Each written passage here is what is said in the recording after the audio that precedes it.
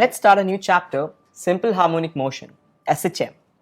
Before we begin with this topic, let's understand what exactly is periodic motion. Essentially, when I say periodic motion, it's a name for harmonic motion.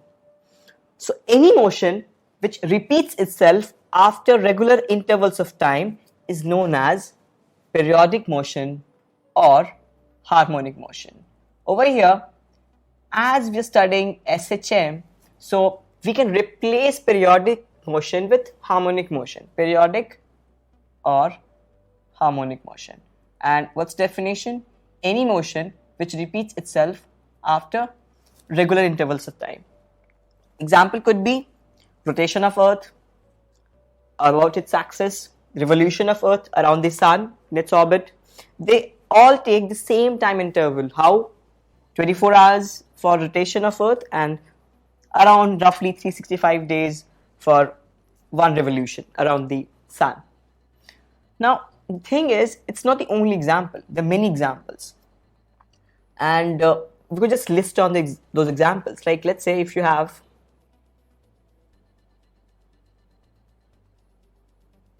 a pendulum over here. If you just hold this small bob and put it over here and leave it, it will start moving like this and this.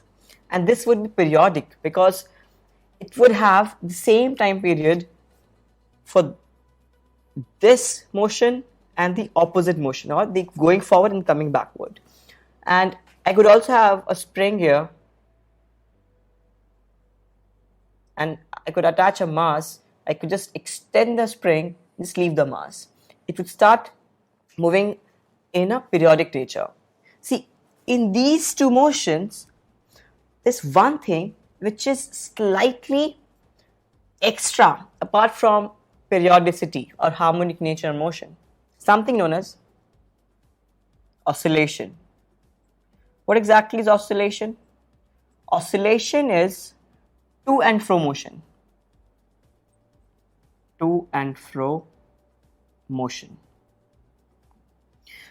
What I mean by to and fro motion is if there's a point about which the motion is repeating itself, as in, let's say for this mass spring system, this is the point about which it's repeating the motion, and for this pendulum, this is the point about which it's repeating the motion. So they both are oscillatory in nature too. The thing here is, not every periodic motion is oscillatory, and not every oscillatory motion is periodic in nature. But the property here is SHM, simple harmonic motion, is both periodic and oscillatory in nature, as in the object under motion or the particle under motion is oscillating about one point, and the motion is such that it takes the same time to complete one motion, or rather one period. That's the thing with simple harmonic motions, combination of oscillations and periodic motion. Now, as we have started a discussion with spring mass system, we can further analyze this motion. But before we do this, let's understand SHM and few basic ideas of SHM. The equation of SHM is such that acceleration should be proportional to the displacement from its mean position. When I say mean position, it's that same point about which this mass is oscillating. So I can think of that mean position as that equilibrium position. So amount of displacement away from the equilibrium position x. Acceleration is proportional to that displacement. But it is also opposite in nature, which means if I displace this mass to the right, acceleration would be towards the left, which would give it a restoring nature of force, as in the motion here is produced in a restoring sense, as in it wants to attain the same equilibrium position, it wants to attain the same mean position, which actually makes sense because for a mass to come back to its state, it needs to have a restoring kind of a force, restoring kind of acceleration, and that is the thing with simple harmonic motion. Your acceleration should be directly proportional to the displacement with a negative sign. I can just replace this acceleration with a constant, and I can also multiply this acceleration with mass throughout and give rise to an relation between force and displacement. If I do that, what I'll have is even my force must be proportional to the displacement value away from the in position for the negative sign. And if we remove away this proportionality symbol, what we need is a proportionality constant, which is K. And this is property for every SHM. Every SHM would obey F is equal to minus Kx, where K is the proportionality constant and X is the displacement away from the in position. And negative sign denotes that the force is of restraining nature. It wants the mass to come back to its equilibrium or mean position. Now, if you've arrived at this result, you must understand it's uncannily similar to the spring mass system, because the spring mass system also has the same kind of arrangement. The spring constant K gives me the value of spring force if I multiply that spring constant K with the displacement away from mean position. So essentially, every SHM can be thought of as a spring mass system, and we can easily analyze them. So let's start the analysis with that idea. So let's say you have a spring mass system over here. Initially it's at rest, and this is my equilibrium position. I can safely say that it is x equal to 0. And if this is x equal to 0, what will happen is, as I shift it towards the right, my restraining nature of force would tend to bring back this mass towards the left. And while it is coming towards the left, what will happen is, it will keep on gaining some kinetic energy. Why? According to work energy theorem, work done by our force is equal to change in its kinetic energy. And as the motion is towards the force, work done is positive, which means I'll have a positive change in its kinetic energy, which means I'll increase the speed.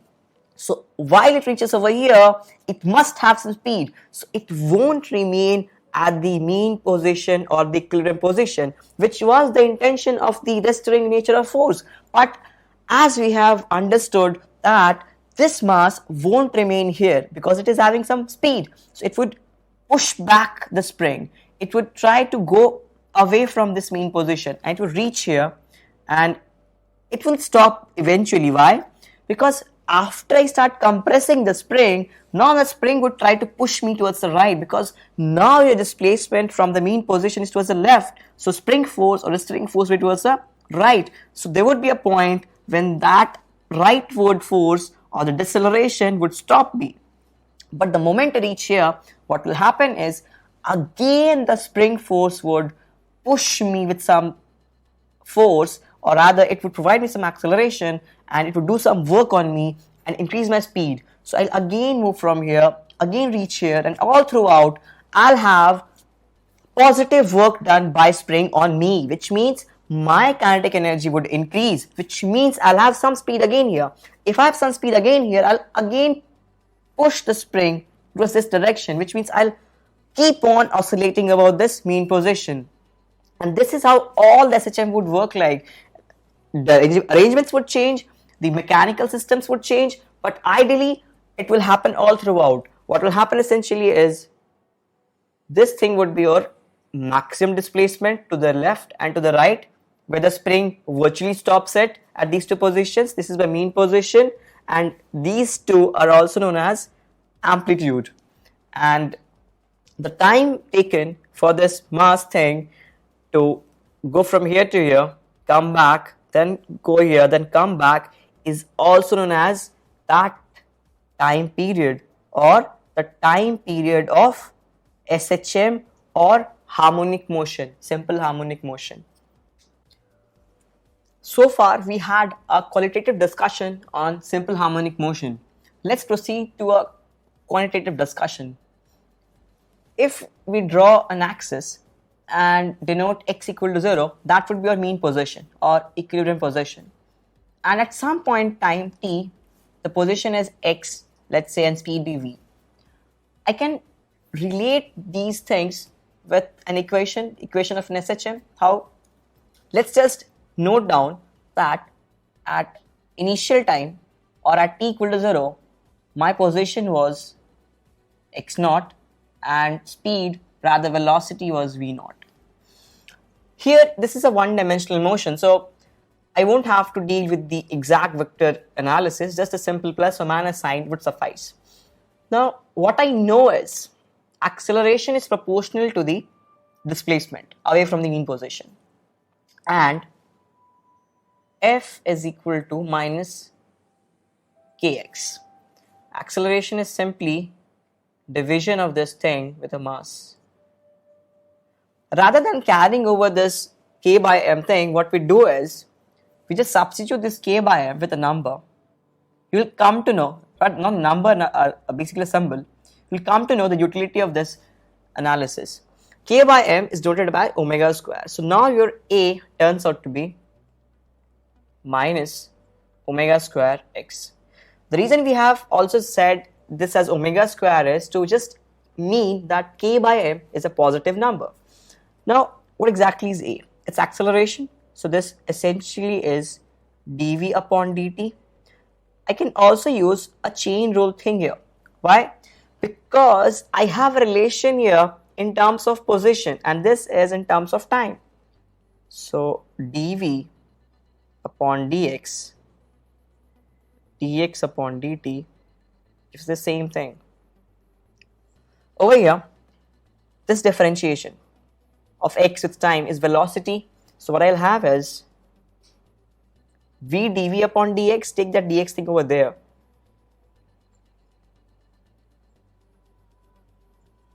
Now in this differential equation, what you can do is just integrate it. As omega square is a constant number or a symbol, just take it out from the integration symbol. And I know that at t equal to 0, or rather at x equal to x naught, my velocity was v naught. And at some x, it would be v, which I have to just find out from this integration. This is a very simple integration, v square by 2. So what I'll get is v square minus v naught square upon 2 is equal to, over here also the same integration follows me, minus of omega square into x square minus x naught square upon 2.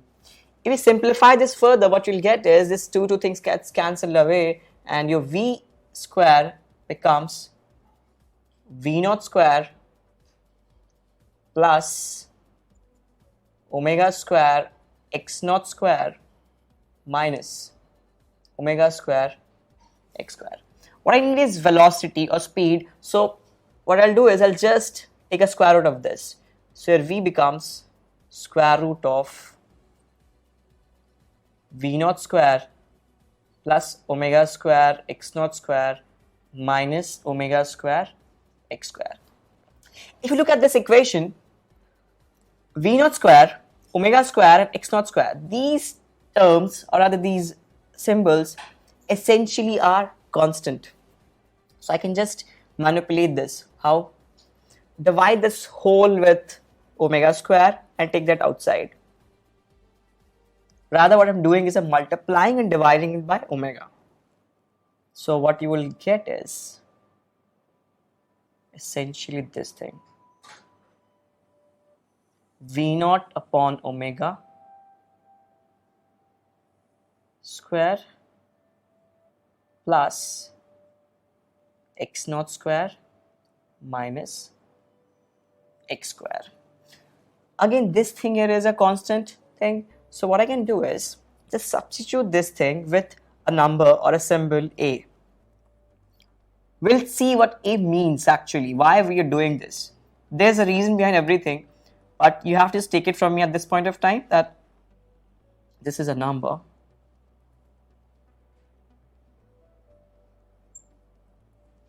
Just write a square, that would make it more clear that this is a positive number. So your v becomes omega square root of capital A square minus x square. Now here what we have got is a relation of velocity or speed in terms of position. Put the value of position here, you'll get the velocity. I can further use this to my advantage to find out the position in terms of x or t. How? It's very simple. V is essentially dx upon dt, and dx upon dt can also be written here as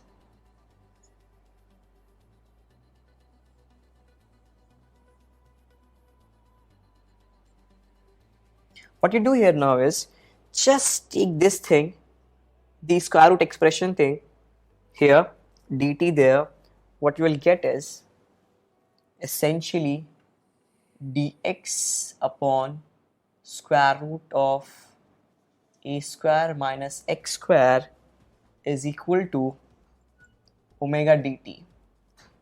Omega is a constant thing, just take that out of this integration symbol. Now in this differential equation, rather integration thing, I know that at t equal to 0, this thing, my x was x naught, and at t equal to t, my x is x, right? Now this is a very well known integration. This is sine inverse x upon a. How? And now put the limits, x naught and x. What you'll get is sine inverse of x upon a minus sine inverse x naught by a. And this is even more simpler, just omega times t. If you look at it carefully, you'll get it that x naught and a both are constants. So this can be substituted as a new constant. Rather, what I can think of is that this is essentially an angle. Sine inverse of something is an angle. So just write this thing here as an angle known as delta. So what you would get is sine inverse of x upon a is equal to, this thing goes over there, it becomes omega t plus delta. Take the inverse of your sine of inverse thing. What you'll get is x upon a is equal to sine omega t plus delta. Why? The reason being, if sine inverse of x is y, I can take sine on both the sides and write x is equal to sine of y. Very elementary mathematics, very elementary trigonometry essentially. Now x upon a is this thing, take this a over here.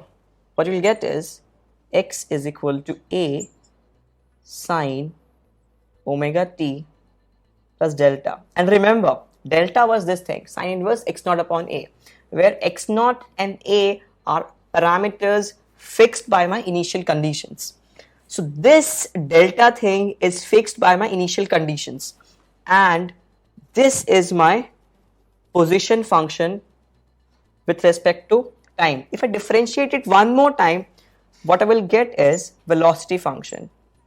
Obviously differentiation of sine is cos, so this would turn to cos, but with the time there's a thing called omega, it comes outside, applying the chain rule thing. So we'll have a omega into cos omega t plus delta.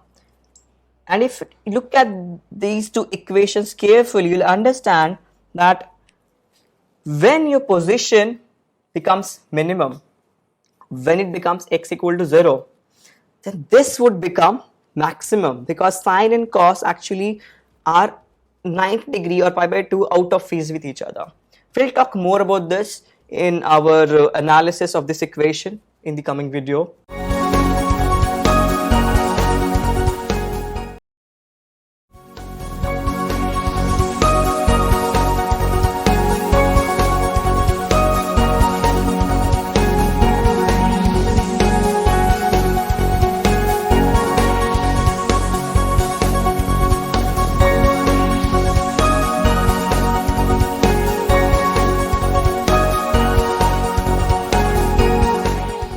So we have found out that displacement of a particle executing SHM is given as a sine omega t plus delta.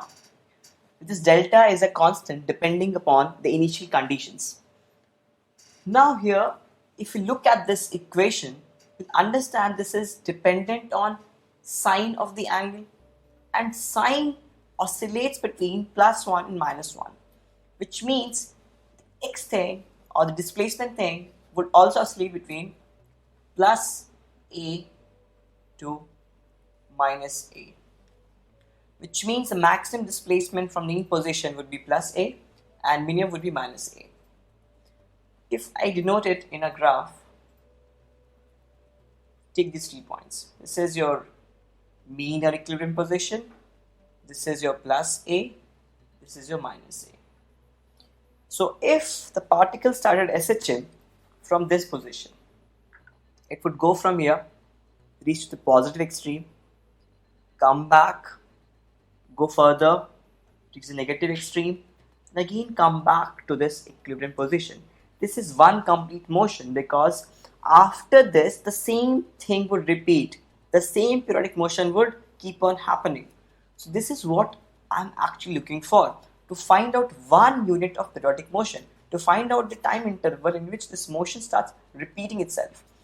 And let's denote that time interval as capital T. The thing here is, it would come back to this position.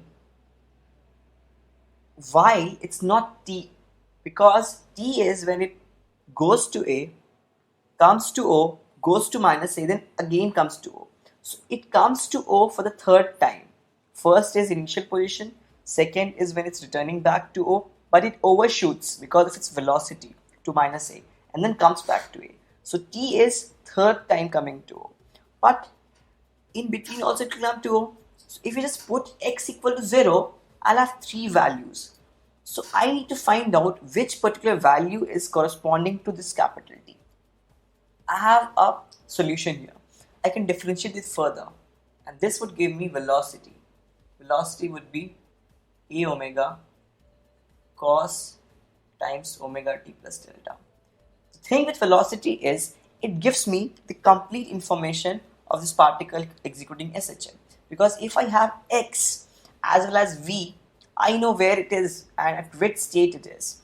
If I know x, let's say this is x, if I also know the v, I would know whether it's moving to the right or the left. If it's moving towards the right, this is the start of your periodic motion, and if it is moving towards the left, it is the between area, something in between. I'm concerned with towards the right, and initially also it was moving towards the right. Cos and sine should come to the same value. That is my agenda here. So if cos and sine should come to the same value, that will only happen when this thing over here, the angle governing the cos and sine values, change by how much amount? 2 pi radians, which means time should be so much that omega t plus delta becomes 2 pi extra than the initial position or the initial angle. So initially, let's say I had some omega t plus delta. Now after capital time t, what I'll have is omega t plus t, and this angle should be 2 pi greater than this angle. So I can just write it as this, that this is 2 pi greater than this angle. If you expand this, what you will get is omega t from here, delta, or rather omega t and delta also from here, that would be cancelled out. What you will get is omega t, capital T is 2 pi, as these terms are getting cancelled away. Now t is equal to 2 pi upon omega. If you remember, omega is actually nothing but root of k upon m. Why? I'll just rewrite for you. F was equal to minus kx. If we divide this f with m, I can get acceleration, and then we substituted this value k by m as omega square x. So if omega square is equal to k upon m, your omega is equal to root over k by m. So now I know k, I know m. K is denoting the restraining nature of force, m is the mass of the particle executing SHM. So putting those values, I'll get omega, and that 2 pi upon omega would give me time period of the SHM.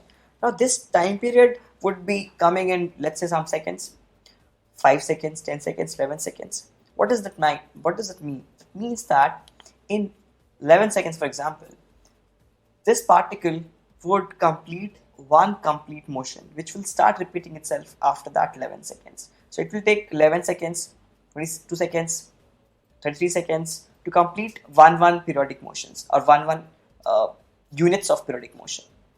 Now, if the question is slightly changed, I have given you that time period is 0.5 seconds. And how many units of SHM or how many units of periodic motion would be completed in 1 second? What would be your answer? It's very simple. It takes 0.5 seconds to complete 1 unit. So obviously in 1 second there would be 2 units. Why? Simple unitary method. In 0.5 seconds I have 1 unit. So in 1 second I'll have 1 by 0.5, and this is the genesis of frequency. Why? Because frequency is the same very thing. Frequency denotes the number of oscillations or the number of periodic units per second, which can be calculated as 1 upon time period. If you look at it very carefully, or rather very minutely, this is nothing but unitary method. Frequency is equal to 1 upon time period. This is a normal frequency. I also have the angular frequency thing, which is omega,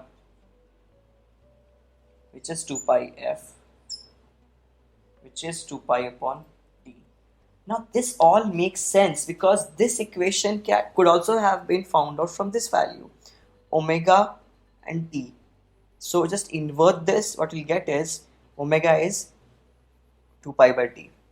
Now the idea here is this is number of oscillations per second, and this is something else. This is radians per second, or essentially I'm trying to convert the SHM in terms of angles, because what's happening is this thing is changing and changing my position and velocity of the particle executing SHM.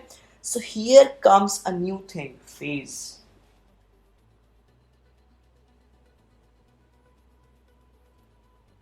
If you're familiar with this equation till now, what we have covered is A is amplitude, capital T is time period, omega is the angular frequency, and f is normal frequency. What is phase? Phase essentially is the angle which is governing the SHM, the position and velocity at any point of time. Now let's write that phase value. Phase is omega t plus delta. Just write phase as phi. And this governs my position velocity values. At t equal to 0, my phase would be delta. And that's why delta is your initial phase. In some texts, you'll find initial phase to be also written as phase constant. There's nothing wrong in that. But the idea is the same. It's the initial phase, or rather the phase at t equal to 0. Now, if I want to understand what is the difference between the particle executing SHM at this point, all I need to understand is the phase difference, because the difference would be in their phases. At this point, I could have velocity in this direction or in this direction. This is when it is moving towards the right, and this is when it is moving towards the left. Same goes for here. I could have velocity here and here. Same goes for this origin or equilibrium position too. I could be moving in the right or the left direction. So all the position corresponds to two phase values, or rather all phase can be identically be allotted to one position with a velocity value, but every position can be thought of as two velocities. Every position can be thought of as two phases. But if I think of this positive extreme, there's only one possible phase possible, which is motion or velocity towards the left. And similarly for the negative extreme, velocity would be towards the right. So this is the basic difference between all the positions here. The extreme position, so the extrema of this SHM would only have one phase, but all the other points would have multiple phases. One motion towards the right or positive direction, and the other towards the negative or the left direction. And how would they differ from each other? It's a very simple thing to understand. If you draw a sine function, this is a sine function.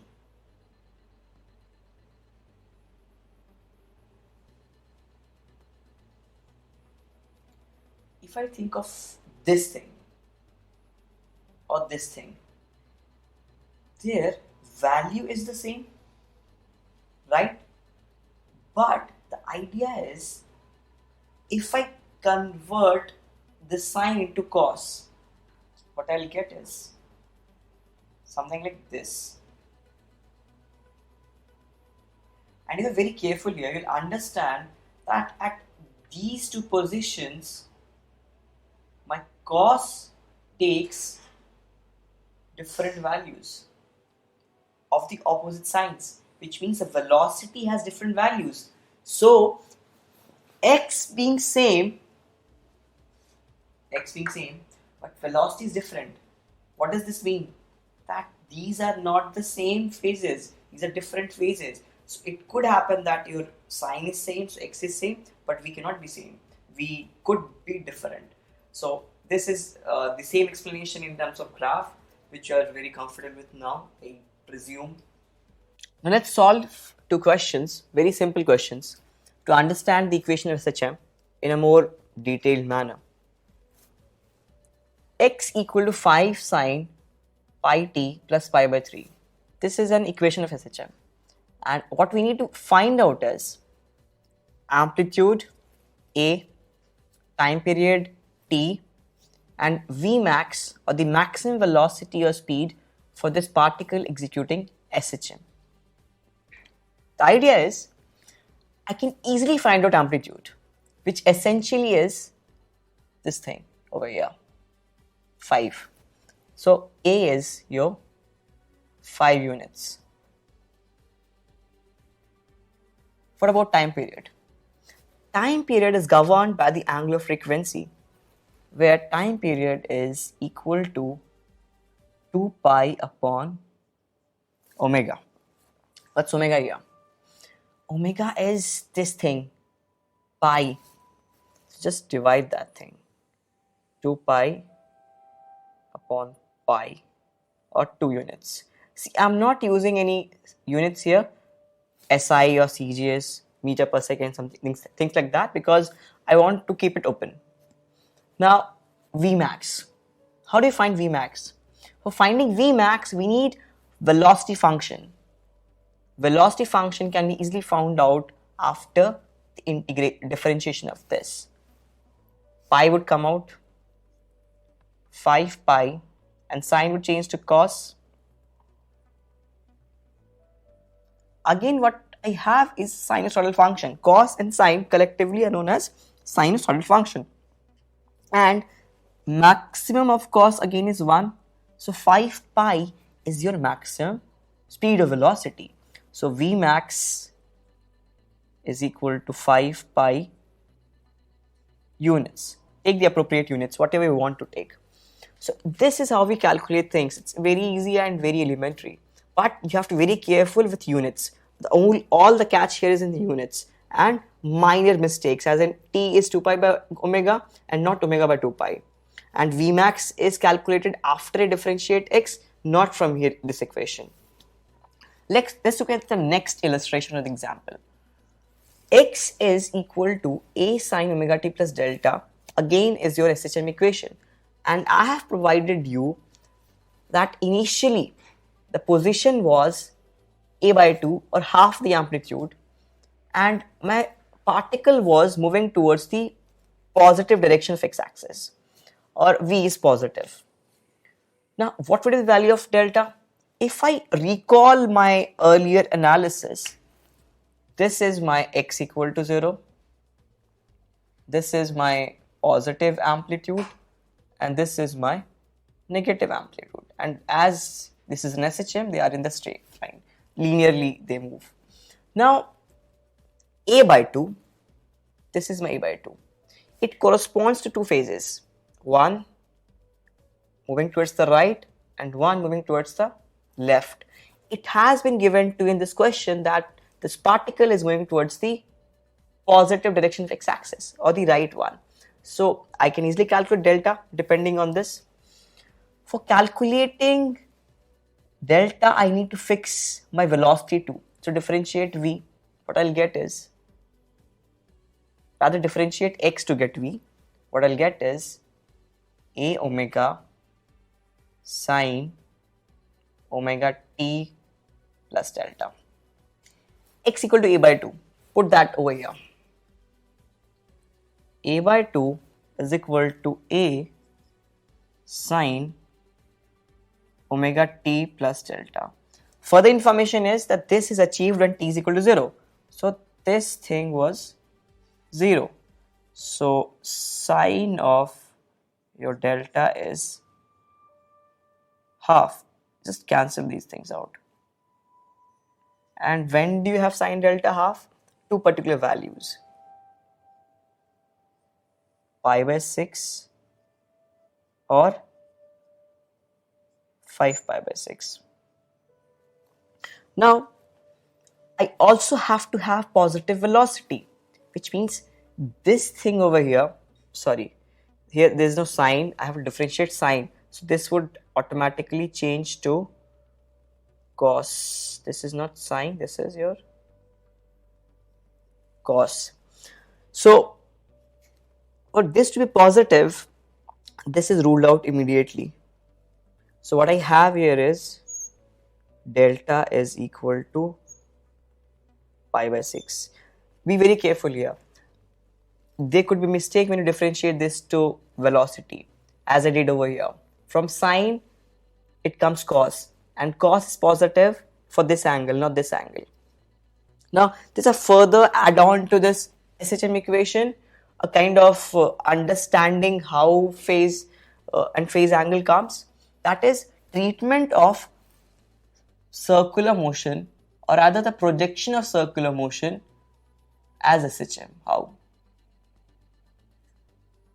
For uniform circular motion, let's say a particle executing a uniform circular motion,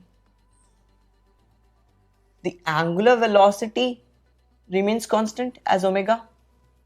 So at a particular instant, let's say this is the position of particle,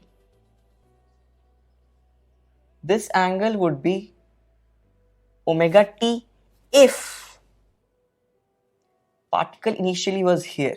So this angle would be omega times t.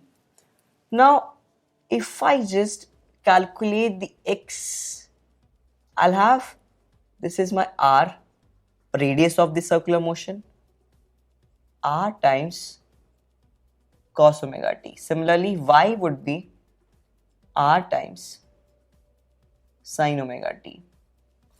Now if we think of r as the amplitude, this essentially is SHM, and as we have started from this position, that's why we're getting omega t. If we had started from, let's say, some angle here, then that angle must have to be adjusted. That's why here, if we project this uniform circular motion onto x-axis or y-axis, we can get an equation which is similar to your SHM, and this forms the basis for a very important thing known as phasor diagram, and this is also used in your superposition of waves and things like that. We'll come to waves in the wave mechanics chapter, but just keep this thing in mind that we can think of uniform circular motion as SHM, and that forms the basis for that bit of physics.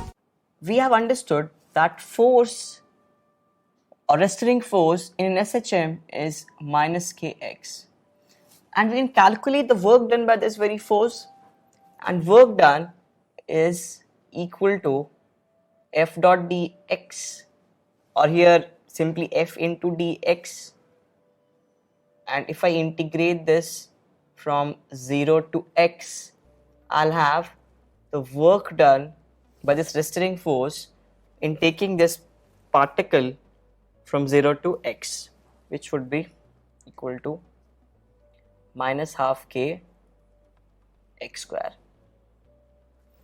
And if we think of this particle executing SHM, this very force is of an internal nature and also of a conservative nature, because this is similar to a spring force. Rather than going into a detailed analysis on why this is conservative, this can be thought of as a spring force similar to that, and I know that spring force is conservative force. So I can associate a potential energy with this force. Let's say ux denotes the potential energy as a function of x. So ux minus u0 is the potential energy change in bringing the particle from 0 to x, or rather the change in potential energy when I take the particle from 0 to x position. This would be negative of work done by this force, which is minus half kx square. So this becomes half k x square.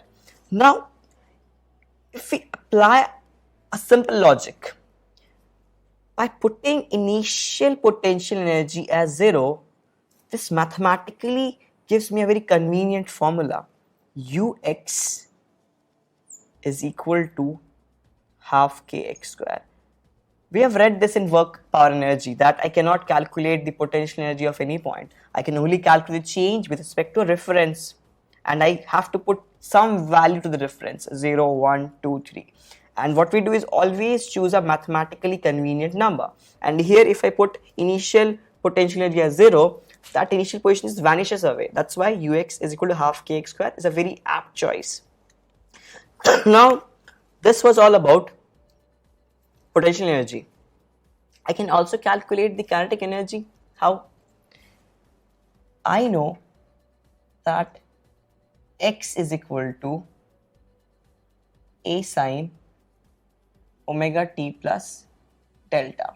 Similarly, v is equal to a omega cos omega t plus delta. Put x into here, you'll get u as a function of x. Similarly, your kinetic energy can be calculated as half mv square. Put v here. Let's put that value. Half mv square would give you a square omega square cos square omega t plus delta. And if I put the same value of x here, you'll get half k a square sine square omega t plus delta. Now just think about it. I know that k upon m was substituted as omega square. So in place of k, I can very well write m omega square. Just put that value over here. What you'll get is half m a square omega square sine square omega t plus delta. I have the value of k and u. Just add these two values. What you will get is the total energy or the total mechanical energy, which is k plus u. So this value comes up to be half ma square omega square. This is common, just write that thing. What's inside? Sine square function and cos square function. Sine square omega t plus delta plus cos square omega t plus delta. This is an identity, right? This has to be 1. So your total energy comes up to be half m a square omega square. So this gives you an idea that mechanical energy of a particle executing SHM is conserved or remains the same. And the reason is that I have only one force, which is of an internal conservative nature, which means it had to be like this. It was destined to be like this. There's nothing new in here. This is just an example of your work power energy equation. Now, if I think of these two values individually, this term and this term, I can analyze it in a sequential basis so that it remains all throughout in my memory. Just draw a proper graph here. This is your x equal to 0. This is x equal to a. This is x equal to minus a. At x equal to 0, put value here. You'll get u equal to 0. Here u is equal to 0. At x equal to 0, what will happen is your v would be v max, because I have already known that x and v are 90 degree apart from each other, or pi by 2 out of phase with each other. So when x is 0, your v has to be maximum. So this gives me k max, which is half m a square omega square. If I think of this position, this is x equal to a, put it over here. This will be half k a square, and I know k is what? M omega square. So u here comes up to be half m a square omega square. And to find out this value, what I did was, this is equal to half k a square and k is equal to m omega square. Similarly, I can write the same thing for here. U is equal to half k a square. Why? Even if kx is equal to minus a, it will be squared up, right? And that means this is equal to half m omega square a square. What is the value of k here? 0. Here also 0. Why? Because the particle comes to instantaneous rest at these two positions. And if you want, you can also draw a detailed graph. How? K function is a cos square function and u function is a sine square function. So what you need to do is this. This is your time. This is your u and k both. So what will happen to the sine square function? It would start from 0 and gradually increase.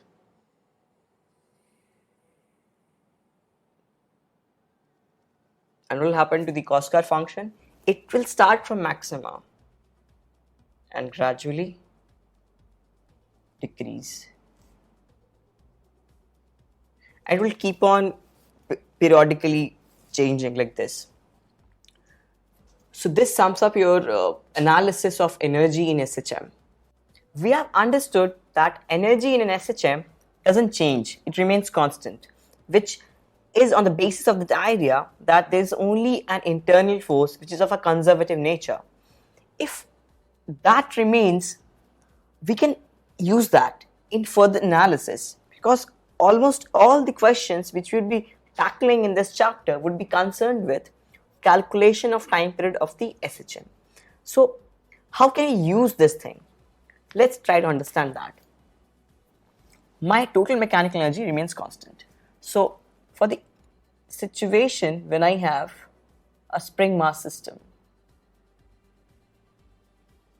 no matter where the position of this mass is, the energy has to be same.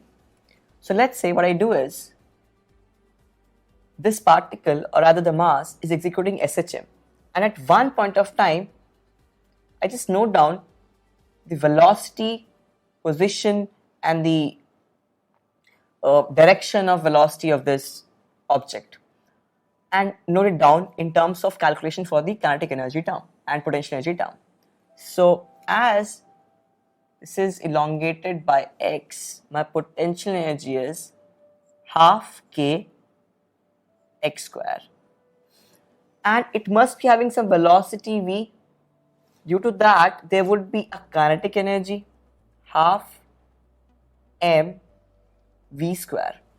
Now this is my total mechanical energy E. I know that it would remain the same all throughout, which means I can comfortably differentiate this and put it to 0, because differentiation of a constant term is 0.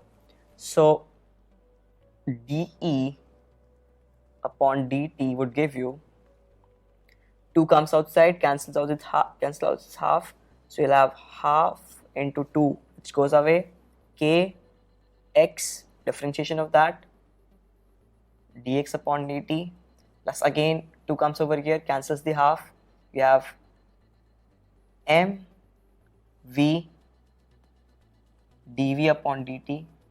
Now this equals to 0 because energy is constant. What exactly is this value? This value is your velocity. So k x v plus m v, and this is your acceleration, a is 0, which means I can further take these two things out of the equation because common. Now kx is equal to minus ma. I can further say that mass times acceleration is essentially force.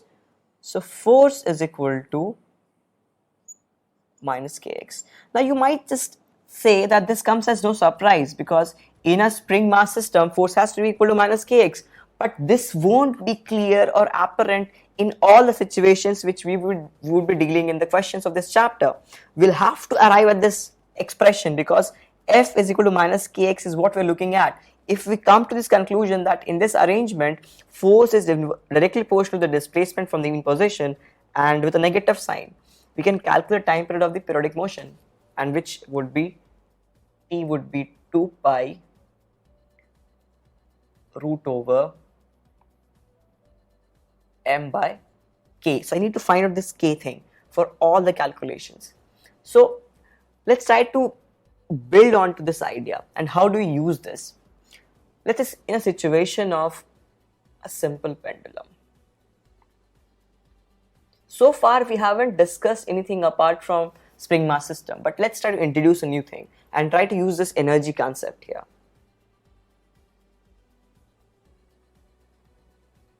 At this position, the pendulum is at rest, it's at equilibrium, nothing can disturb its equilibrium.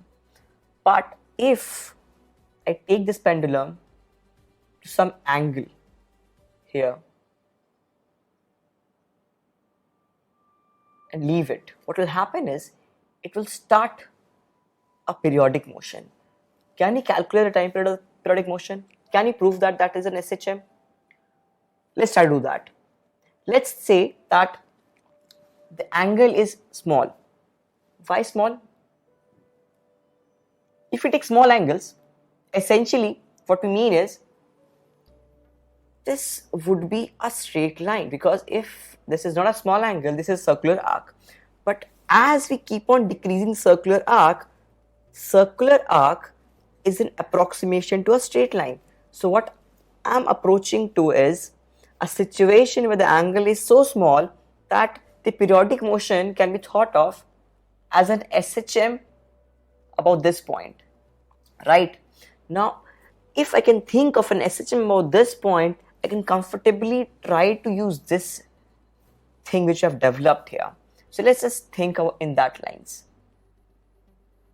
At this some arbitrary position, this is my angular separation theta, and this would have some velocity directed towards the center v, which makes perfect sense because obviously it would try to come towards the mean position. Now, if this is my reference line for potential equal to 0 or potential energy is equal to 0, I can calculate the potential energy at this position. Let's magnify this portion. What will happen is, this is my mean position and I'm magnifying. So this angle is actually very small, but I'm trying to give you an idea as to how do we calculate the potential energy. So just don't say that this is so big angle. This is just a magnification for you. But this length, whole length is L. Even this length is your L. And this is theta. So effectively this becomes L cos theta. If this becomes L cos theta, this becomes L minus L cos theta. We have been doing this in our previous chapters too, but just to remind you. So this becomes L 1 minus cos theta. So I am up from the reference by this amount. So I can comfortably write that the potential energy at this point is mgl 1 minus cos theta.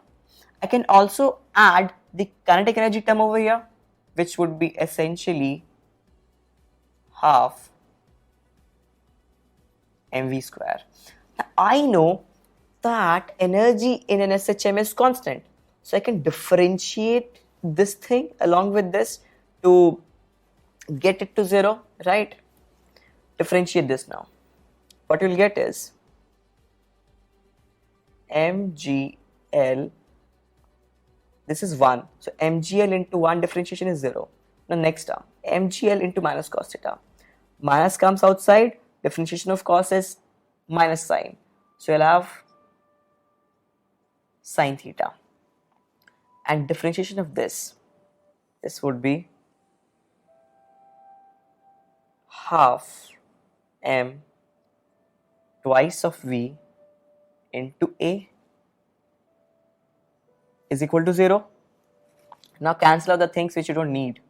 You don't need m. You don't need this slight missing thing over here, which you should have noticed.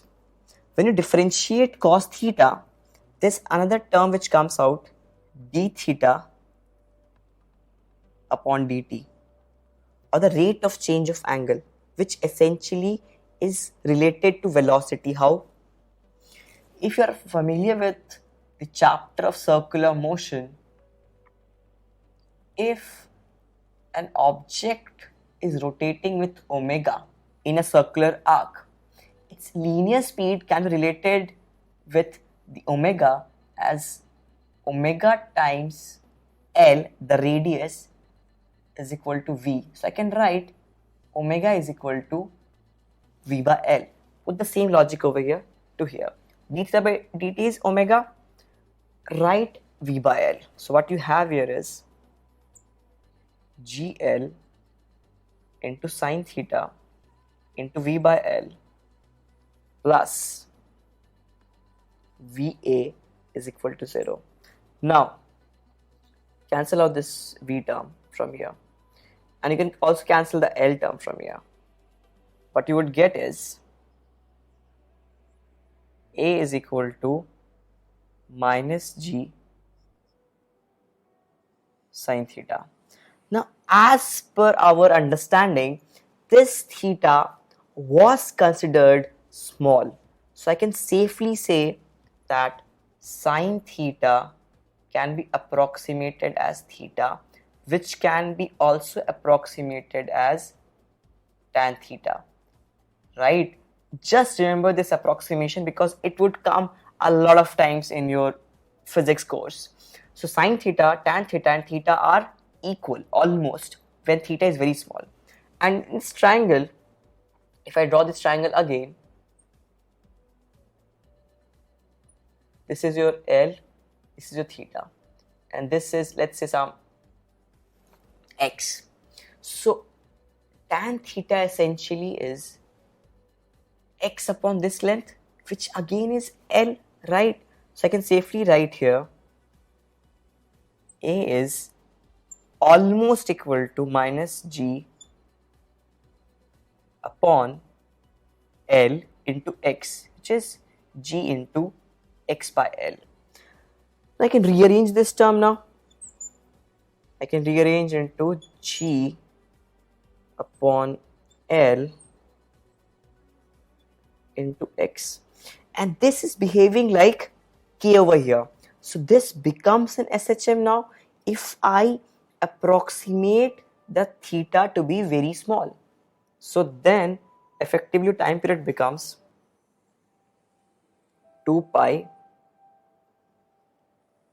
root over this thing. This is your G upon L. Now just take into account all the other things. What you will get is 2 pi root over L by G. How? This is your A. If you multiply this thing with M, there would be an M term over here. So this would give you F. So this is your K. M upon K would essentially be, I'll write it for you. M upon K would essentially be M upon mg into L. M goes away, this becomes L by G, which is over here. Now this has been done through the energy method. Was there any substitute for this method? Was there any normal method? Yes, there was. There was the Newton's laws of method, Newton's laws of motion method, or the FBD method. How? At this position, I can draw the FBD like this.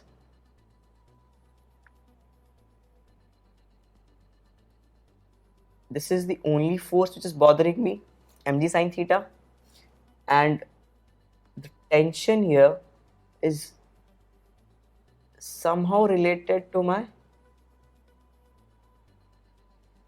mg cos theta. I'm not bothered with this direction because motion is along this direction, right? So mg sine theta is the only thing which is bothering me, or acceleration. So m into dv upon dt is equal to mg sine theta. And the point here is I need to use a negative sign. Why? Because it is directed in the negative direction. Because if I think of my Cartesian coordinate system, this is positive, this is negative. So m dv upon dt is minus mg sine theta. If you look at it carefully, this ultimately becomes the same equation, right? So in this situation also, both the methods give you the same answer. There would be a situation in which this would give you the answer in a quicker method, a quicker pace, and there would be situations in which this method would give you the answer in a quicker pace, and you will have to choose it wisely. But essentially in the beginning of your calculation of time period, you'll have to use both the methods to get a hang of it, to see which of these methods is more suited to you.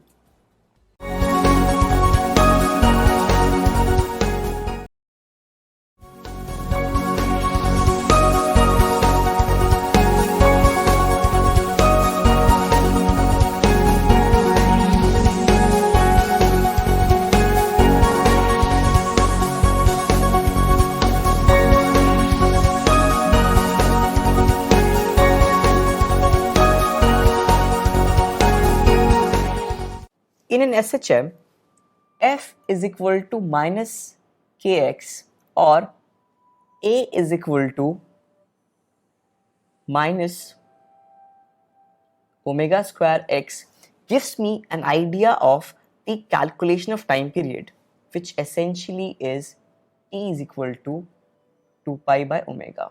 Now this is an SHM in X, or rather the SHM, linear SHM motion.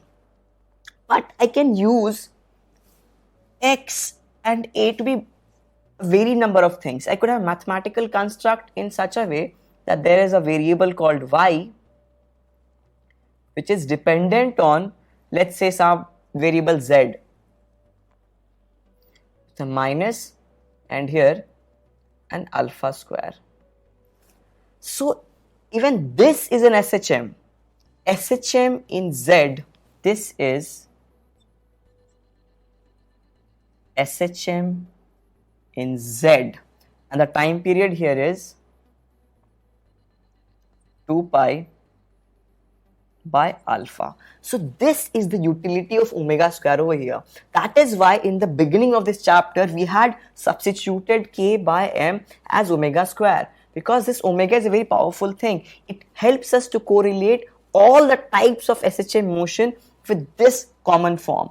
So if we have an equation capital Y is equal to minus alpha square Z, this is SHM in capital Z with the time period of SHM as 2 pi upon alpha. Let's think of using this in some situation. Just now we have used the case of a simple pendulum, right? So if we think of a simple pendulum, let's displace it by some amount. It reaches over here. What are the forces? Tension and mg. If I want to calculate the component of torque about this axis passing through the fixed end and perpendicular to it, obviously tension would intersect the axis, so it would have no component of torque about this axis. What about mg? I can just draw this arm. Whenever you have a force which is perpendicular to the axis, lever arm into the value of force gives you the torque component about that axis. This length is L, this is theta. So essentially what you have here is L sine theta. So what's the torque? Torque here is minus mgl sine theta. Now a very natural question here should be why minus? Because the sense of theta is in the anti-clockwise sense, because I'm increasing theta in this way. But the torque of mg is in the clockwise sense, or rather I can say theta is out of the plane of the surface and torque is into the plane of the surface. So that's why it's minus of mgl sine theta. And over here I can calculate alpha. Alpha is torque tau by I. This is just a particle, right? So for a particle, I is just m into separation from the axis square. L is a separation, so L square. So what I have is minus mgl sine theta upon ml square. This would give me alpha. What is alpha here? Alpha is minus mm goes away from here, 1l goes away, you have g by l into sine theta. And as we have been discussing that for a simple pendulum we keep our theta very small, so I can approximate sine theta as theta. So alpha becomes minus g by l theta. This is an approximation, right? So suddenly this takes this form. This is my y.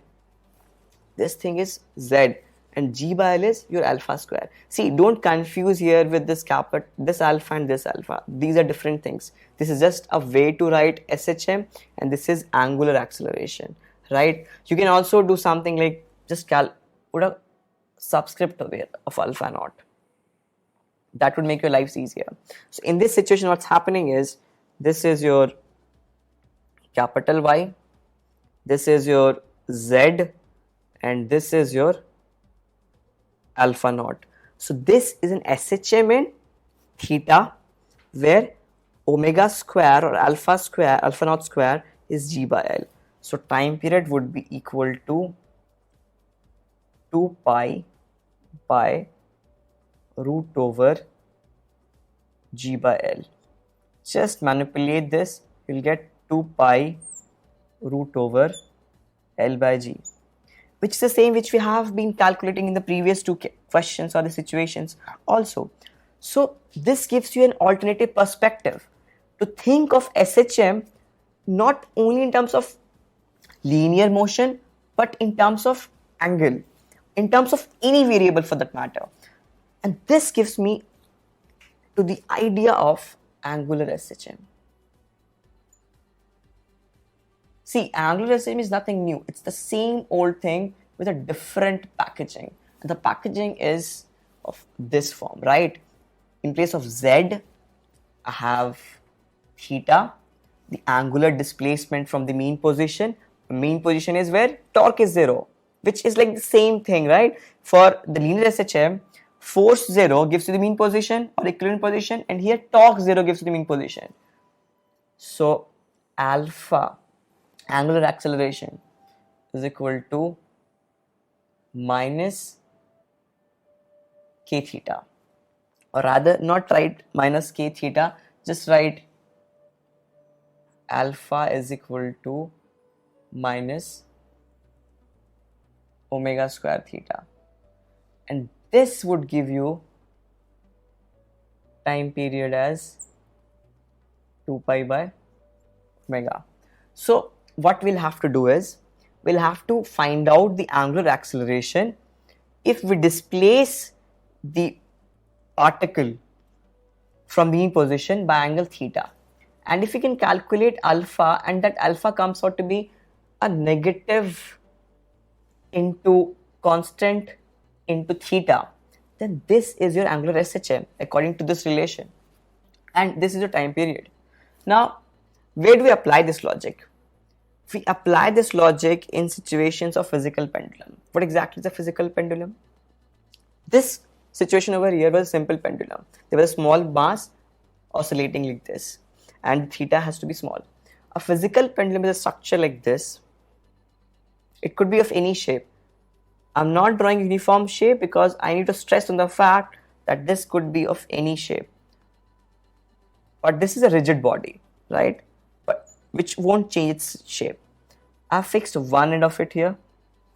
This could be like a wall hanging, wall painting like that, and there's a fixed point over here. So this can oscillate about this way. So this is the axis about which it would oscillate in the clockwise sense or the anti-clockwise sense.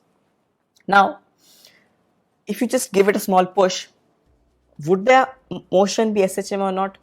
The same logic, I'll apply the same logic. I'll have to find out the torque and if it is directly proportional to theta or not. Let's say I displace this amount. What will happen is, this thing would shift here. Just bear with this diagram because it won't be very exact. Initially, when it was at equilibrium, the center of mass must be below this line. If the center of mass is not below this line, what will happen is mg won't pass through this line. If mg doesn't pass through this line, there would be a torque of mg, and a torque doesn't provide you mean position. Torque should be 0 for mean position. So in the initial situation, mg is passing through this line which intersects the axis. But if we displace it slightly, what happens is my center of mass shifts over here. So now I have a small displacement. This is my center of mass, and this is where mg passes vertically downward, right? Now this can be calculated very easily. Again, the same logic. Apply logic here. This thing is your distance or separation of this fixed point from the center of mass. Let's note that as d. D is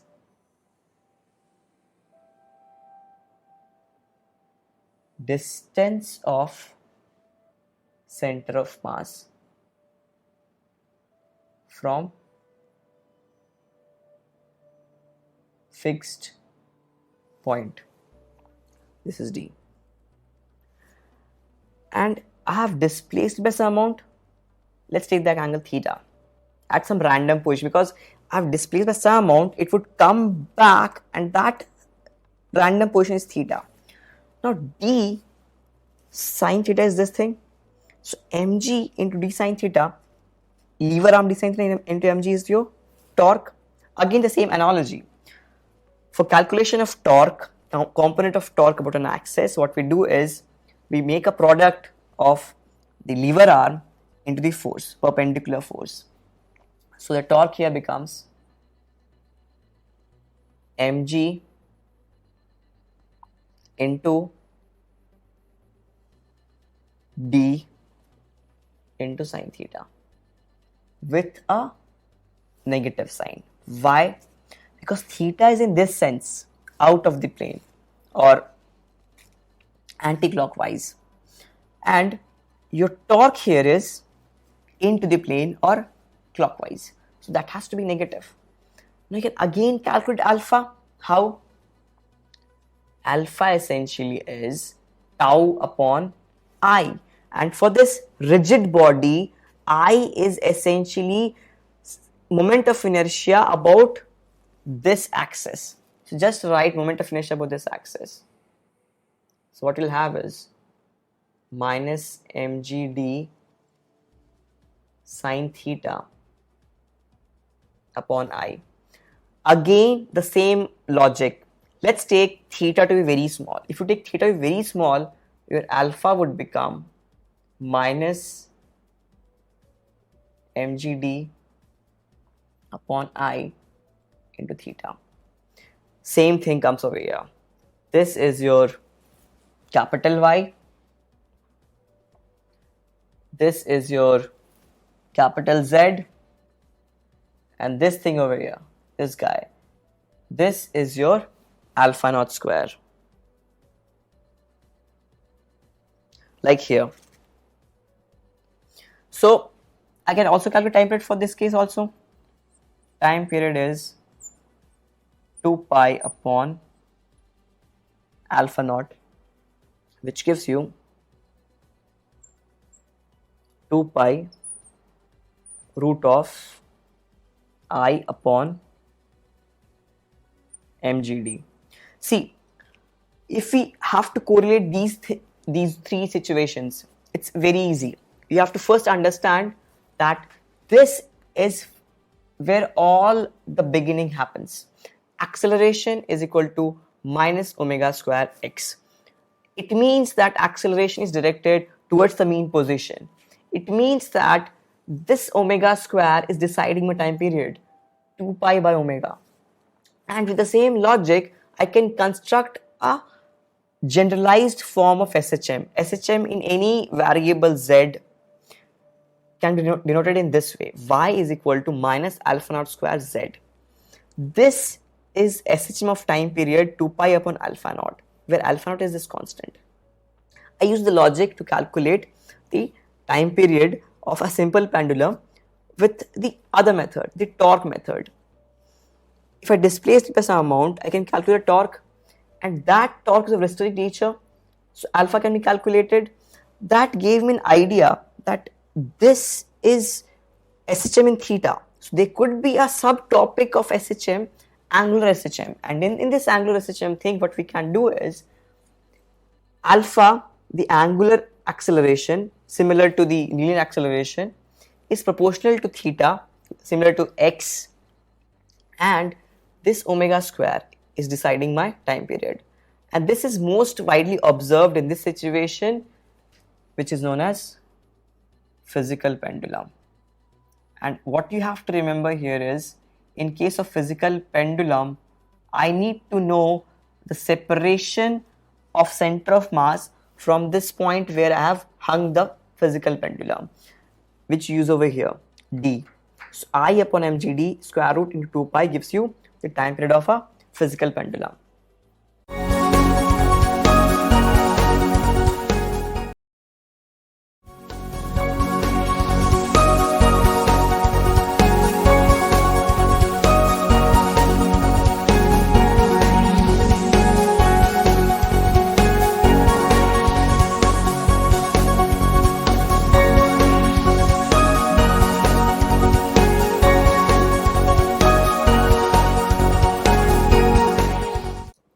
recalling the idea of Newton's laws of motion, a point would experience a lot of forces, and the motion of this point would be governed by the net addition of all these forces, and that would give me acceleration, and that is how we calculate the dynamics of the motion. And if we have like a lot of points, there would be mutual interaction between these points, and what will happen is I'll apply forces from outside, and the internal forces between these particles or these points would also contribute towards the dynamics of the motion. Now, if you think about the atomic level or the nuclear level, inside the nucleus there are protons and neutrons. Between them there are two kinds of forces: nuclear forces and electrostatic forces. For short distances, when you have like a very less number of protons and neutrons, the nuclear forces are of a very high value, and comparatively they outvalue the electrostatic forces of attraction or repulsion. If you think about it, there would be only repulsion because proton are of the same charge. So essentially what happens is, if we increase the size of nucleus, the repulsion increases, and then we'll need to have more neutrons here. So this is a summary of what happens inside a nucleus, and that decides the size and the shape of my nucleus. If we move further away from nucleus, in an atom we also have electron, and electrons and protons inside the nucleus interact further to give rise to electrostatic forces of repulsion or attraction. Now these forces decide the structure of atom, and if we think of a small area in which there would be a million number of atoms, then these atoms would also interact in a way because of various kinds of arrangements of electrons and protons. So these arrangements give rise to interatomic forces of attraction or repulsion. And similarly, if we think of a very large area, there would be molecules, and these molecules would also be interacting with each other. So essentially, the objects which you see around us, what happens is all these forces collectively, interatomic and intermolecular forces of attraction or repulsion, gives rise to a stable arrangement, a stable structure, and we can only see objects which are in a stable structure, because the moment you lose stability, they won't retain their shape or size or their position. So roughly speaking, if we just recall our analysis on work, energy, power, and draw a graph between the potential energy versus the separation. Now this potential energy versus separation graph could be between two atoms or two molecules. So essentially this is a diagram for interatomic forces of attraction or intermolecular forces of attraction. Now I'm thinking in terms of potential energy. Why? Because as per definition, the change in potential energy is defined as negative of work done by the internal conservative forces. And if my F and dr are in the same line, I can just think of du as minus F dr. So essentially your F becomes negative of du upon dr, which goes on to say that the first differentiation or the first order differential of your potential energy as a function of r gives you the value of force. So that's why we are drawing a graph of u versus r. And if we draw this graph, what we feel is this drops to this value, then increases and rises like this and approaches 0. So if we see over here, at a very small distance, it's a very high potential energy. It's approaching infinity. And if we increase the separation, it gradually decreases and attains a minimum. And this is where my potential energy is minimum. Beyond this, my potential energy rises and approaches 0. Now let's try to understand it from the view of force. Force essentially is the slope of this graph with just a negative symbol or sign opposite of this slope. Now at this point, du upon dr would give me 0, which means F here is 0. what is the relevance or significance of F is equal to 0? If you recall the discussion on equilibrium of forces, you would understand that F equal to 0 essentially means that this is your equilibrium position, or this is the stable position. And apart from this, there are few other things from this graph. As we further increase the separation, my du upon dr is positive. Rather, it's increasing. So if I think in terms of my force, what will happen is it would be of an attractive nature. Why? Because of du by dr is positive, minus and a plus becomes a minus again, so it tries to decrease the r, right? So it would be of an attractive nature. But if we decrease the r value, it's of a negative nature, which means minus and minus becomes plus. It tries to increase the separation, which means I can think of it in terms of this, that there's a particle here, and if I push this particle to the right, it wants to come to this position again, and if I push the particle towards the left, it again comes to the right, which means this is my stable position and it wants to retain this position. And this essentially is the basis of everything in elasticity. How?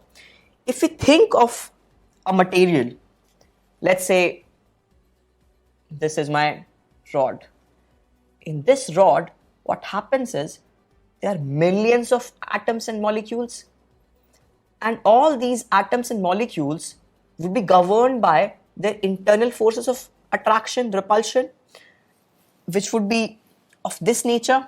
So there would be a particular separation for these molecules at which their position would be of a stable nature, and they won't like to change it. The moment you displace them as an amount, either increase it or decrease it, they would want to come back to the same position, which means this forms kind of like a spring, right? Why?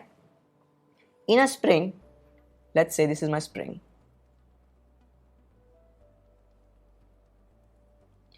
If I increase the elongation from the natural position, what happens is it wants to come to this position, and even if I compress it, it wants to come to the same position. So you can think of these small points as connected to each other with many springs. See, what I'm trying to give you is not a perfect knowledge, it's not a perfect science, but this is kind of an analogy so that you can understand what exactly is happening here. This is kind of an essence of all it is in elasticity, and this would actually sail you through this chapter rather than going into the exact nature of it. This is how it is roughly.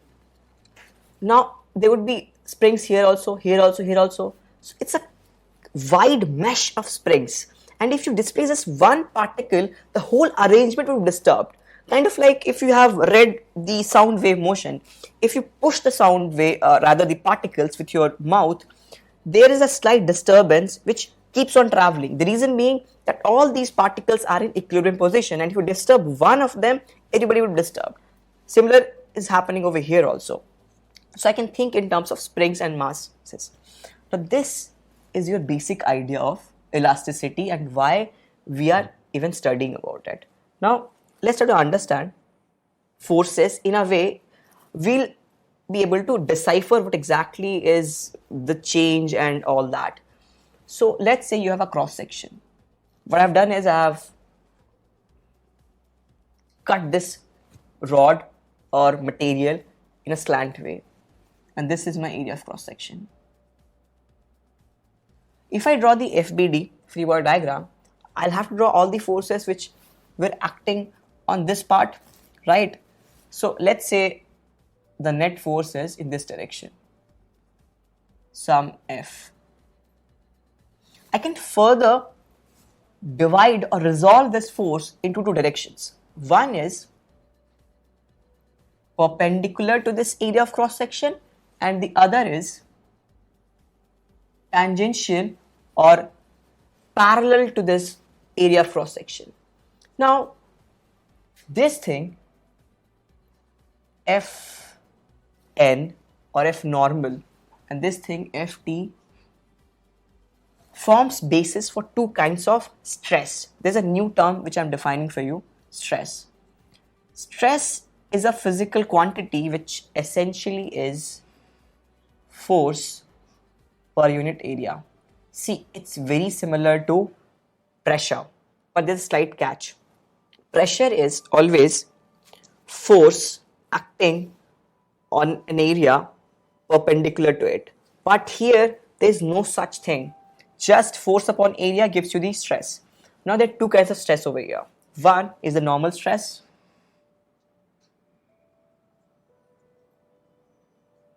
And as the name suggests, my normal force Fn upon the area of cross section A. This is my normal force.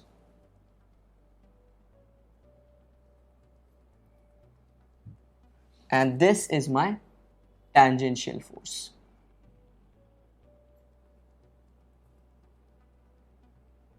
So this would give me tangential stress. So my tangential stress would be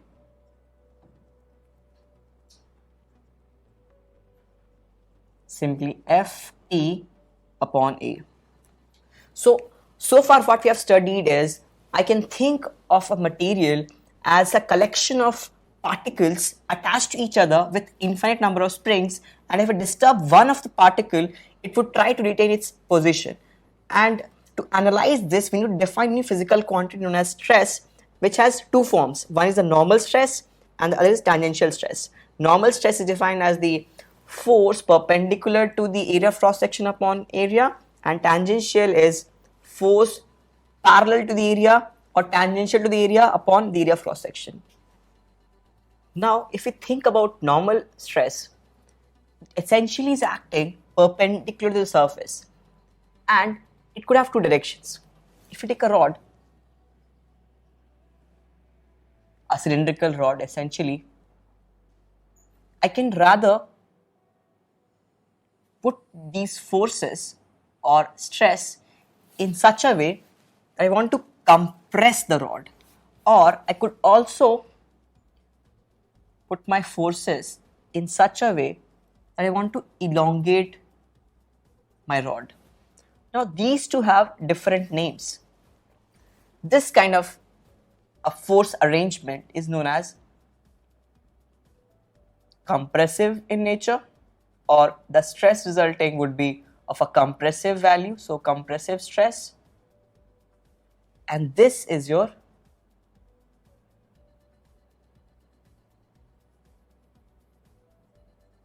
tensile stress. So what we have over here is two kinds of stress. One is of the compressive nature, and the other is of a tensile nature. And essentially both are related very closely to each other. And this is of a normal nature. So it'll have the same things for this also. Now let's talk about how this is related to my deformation. For deformation, I need to define a new physical quantity known as strain. And what exactly is strain? Strain is defined as change per unit original, or as in change in length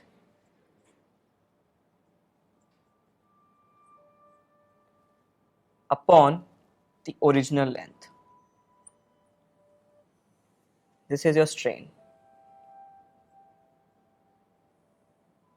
Now I have strain, I have stress.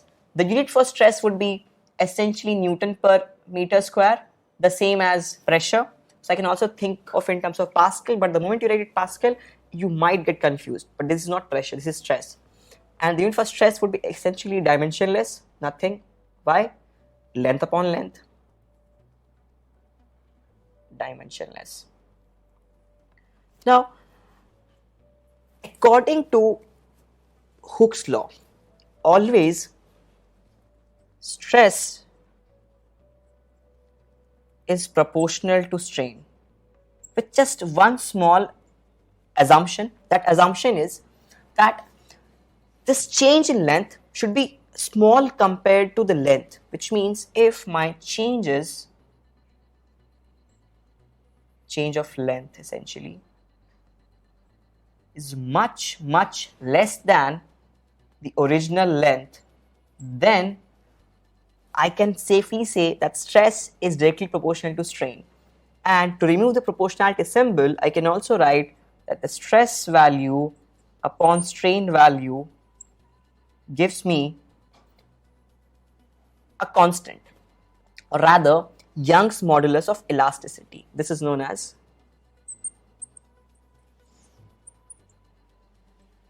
Young's modulus of elasticity. These two stress are sometimes also termed as longitudinal stress.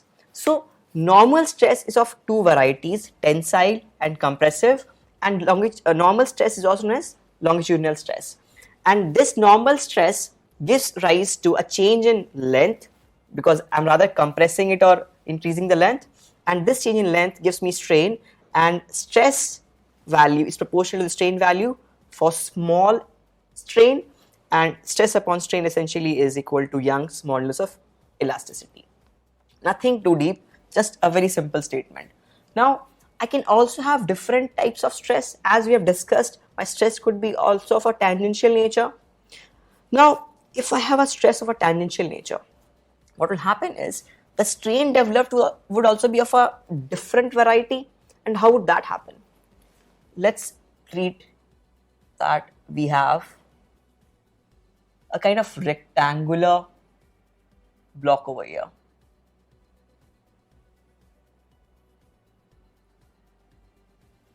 And this surface is having some friction, which means that for small values of force, this surface, which is just touching the surface or the ground, rather just write ground, that would make things very simple. This is my ground and this is the lower surface.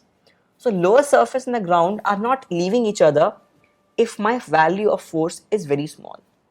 But there is no friction around here, right?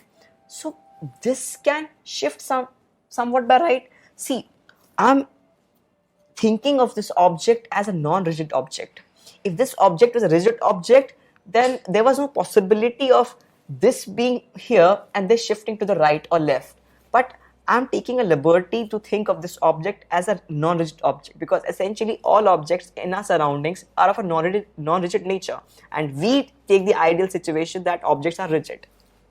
Now, if this object is non-rigid, what will happen is this would slightly shift to the right, like this, and it would become kind of like a parallelogram, this face, and this would be my x, the horizontal shift. And if this is a rectangle, I can think of this as L. And here the strain, the shear strain or the tangential strain is defined as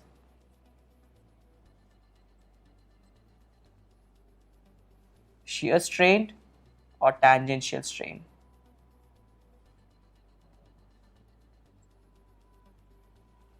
Because our force is tangential, this is my force. It's defined as x upon L. In few texts, you also would be coming across with the term known as tan theta or theta. Why? Because if I take this angle, this very small angle, let's draw this triangle here. So if you draw this triangle over here, what will happen is this thing is your theta, this is x and this is L. Perpendicular upon base, so this is tan theta, and I know that my force is very small, so x would also be very small and theta would also be very small, and for small values of theta I can approximate tan theta as theta. Now my stress value, what would be stress? My shear stress or tangential stress, it would be simply F upon A. Again, according to Hooke's law, for small values of strain, my stress would be proportional to strain, And to remove the proportionality symbol, what I can do is stress upon strain, which is x by L, is equal to neta or modulus of rigidity.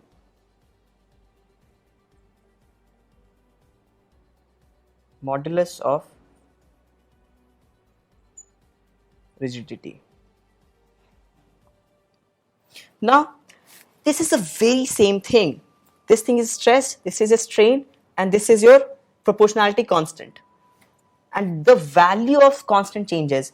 Here I have Young's modulus for my compressive and tensile stress, or rather normal stress, and here I have modulus of rigidity for shear stress or tangential stress. Now, if I think of the other possibility is that I could have a bulk material and I could apply a force radially inward. I'll just explain it. Let's say you have a bulk material, and what you're doing is you're applying force always radially inward, and this is possible in case of fluids. This is my fluid, kind of an enclosed fluid. These two were solids.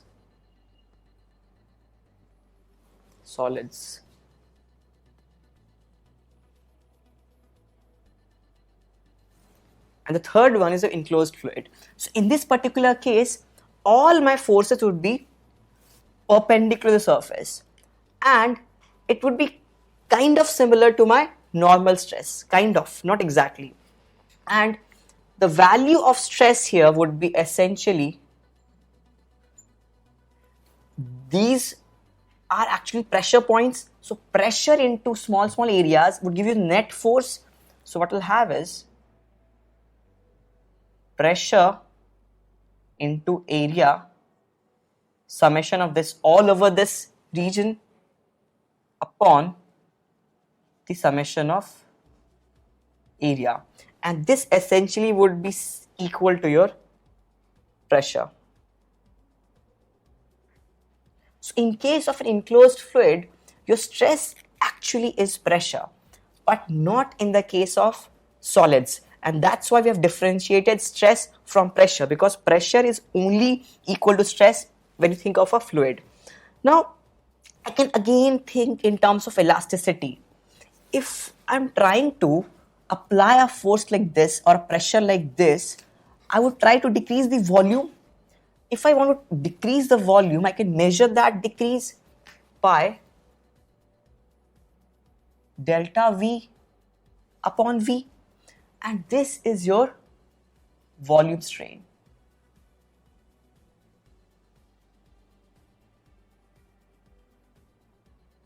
And this sometimes means volume stress also, but you can just neglect that term volume stress, because essentially this is nothing but pressure.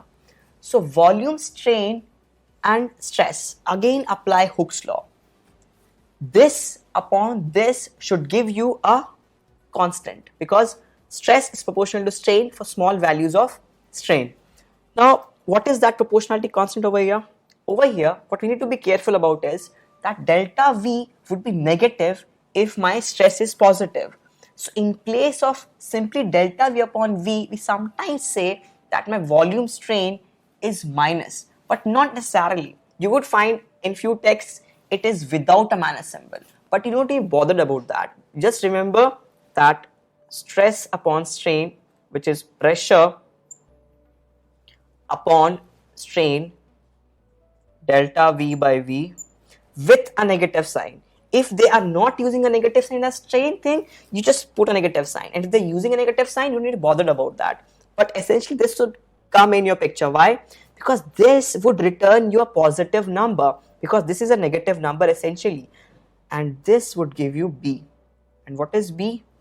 B is again a proportionality constant, which is bulk modulus.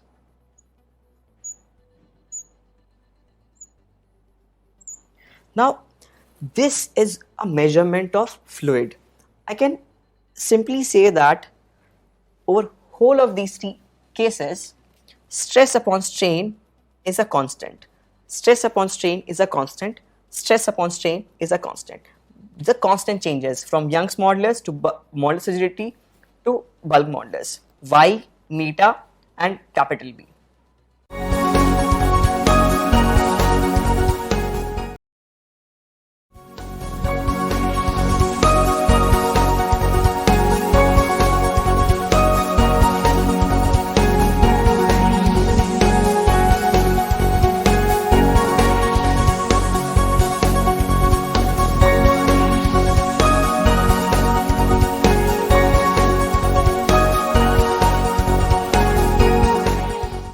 Previously, we touched upon the idea of Hooke's law, and we have understood that for less value of strain, stress is proportional to strain and the proportionality constant varies as per the situation. Let's look in detail for the tensile or the compressive stress. What happens is, if we draw a graph between stress and strain,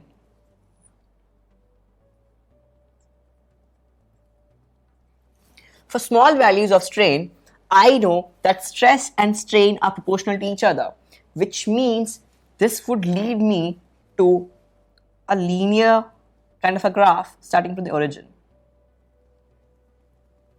like this. But this is only valid till a point when strain is controllable, or rather of a small value, and that point is known as proportionality limit. This A point over here is known as proportionality limit.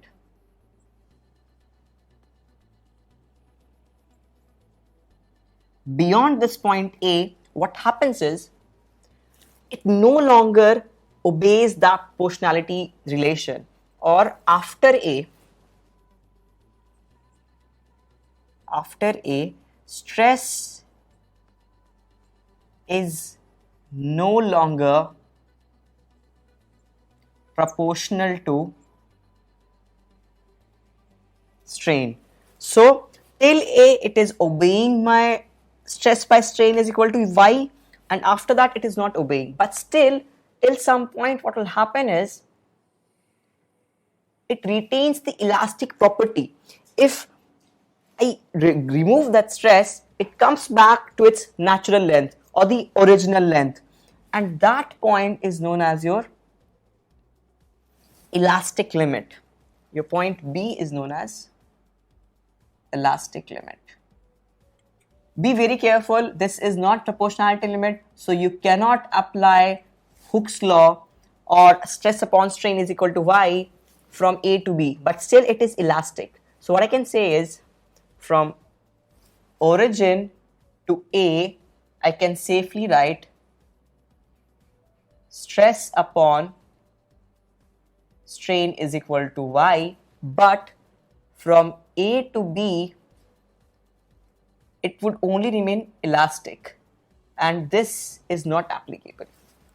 Beyond point B, what happens is this material behaves in a very different manner. It gradually has a sudden change in length, right? When I say gradually sudden change, what I mean is it starts increasing its length in a permanent way, and sudden because just after B it changes its length permanently. So this is my plastic region. Permanent deformation is sometimes also known as plasticity. I have two things, elasticity and plasticity. Permanent deformation is plasticity. Just remember this thing, plasticity. This is your permanent deformation.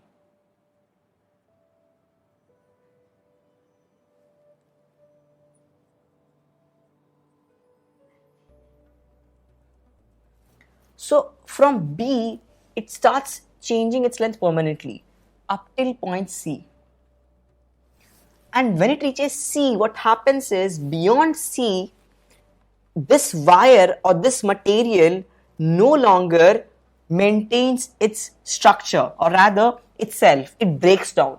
So this is known as breaking point. Your C is known as breaking point. So I can increase my stress up till C and do not damage the material completely. But what happens is between B to C, I'm changing the structure of material. Between A to B, I'm not changing the structure of material. So this, though not desirable, is still understandable. I can still have the same material. But when I cross B, the material ceases to be the same. It has a permanent deformation. So I can just safely say that this thing here is my Hooke's law obeying region. Hooke's law obeying region.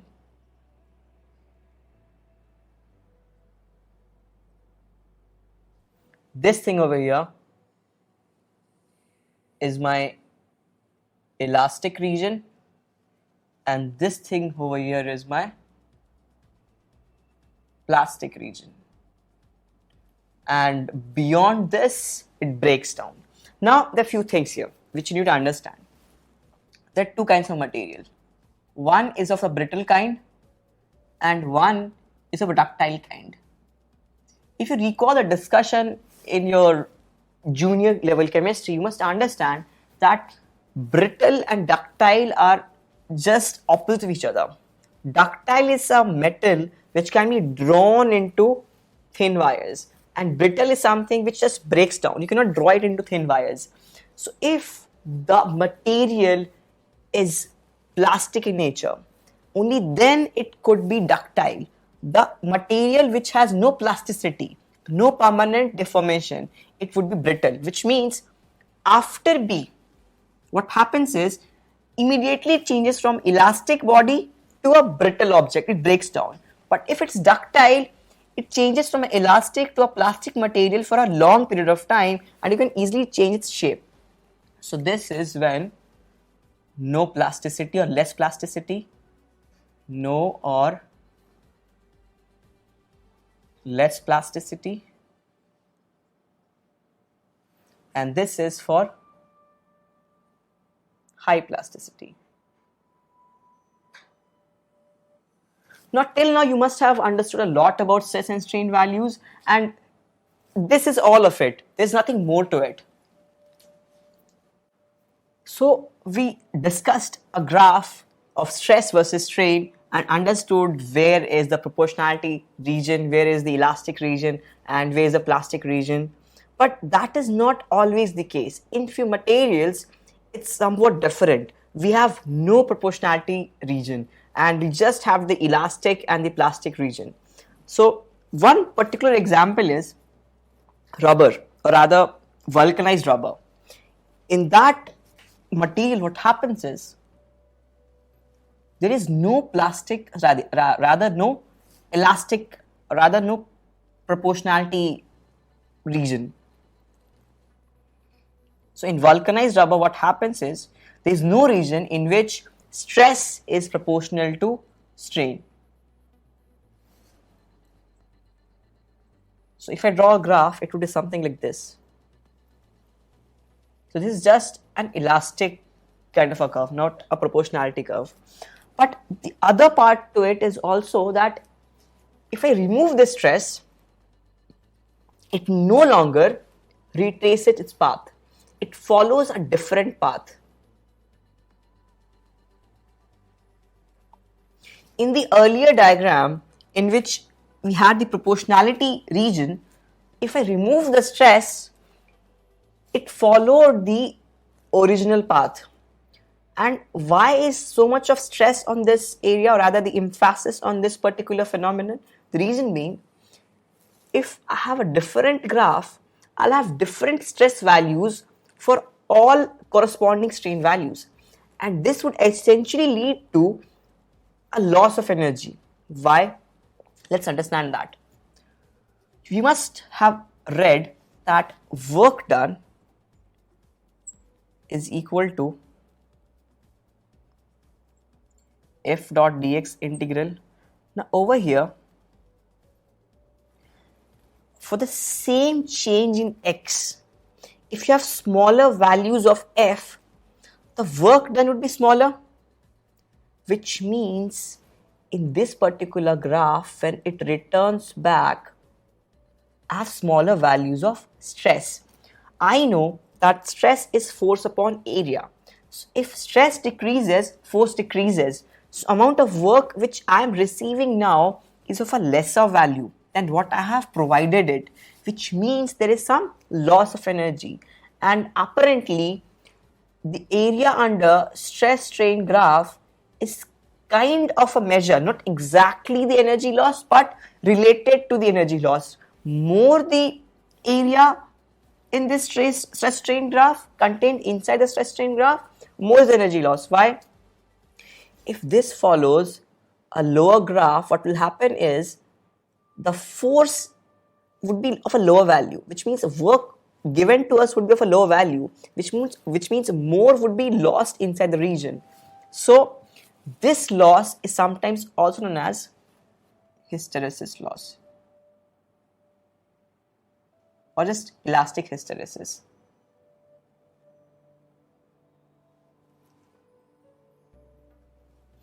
Now, just understand this. This is the case for your rubber, vulcanized rubber.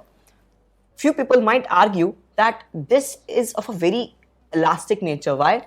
Because this can take a very high value of stress and still come back to its